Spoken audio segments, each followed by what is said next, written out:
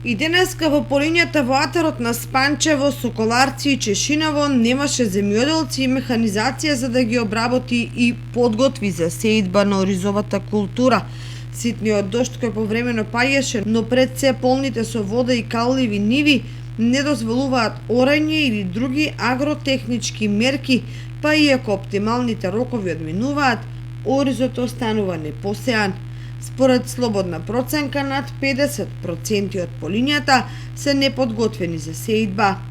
На каква мака се земјоделците зборува снимката од која се гледа како земјоделец со својот трактор заглавил во калта. За задоцнетите земјоделски активности сведочи и чадот од денеска запалените страништа во оризовите ниви, но земјоделците ги палат заради полесно орање. Во меѓувреме земјоделците се жалат на значително зголемени трошоци при обработка на калливата земја, кои никој не им ги покрива. Земјата е има голема влага у почвата, има и вода по површините. Ја вчера орафу вода една нива, бидејќи зори мав, после со фреза терав. Значи потрошњата е околу 5 литра на декар, ако 3 ми троши трактор на декар. Нормално? Да, нормално суво од 5 до 6 сега троши.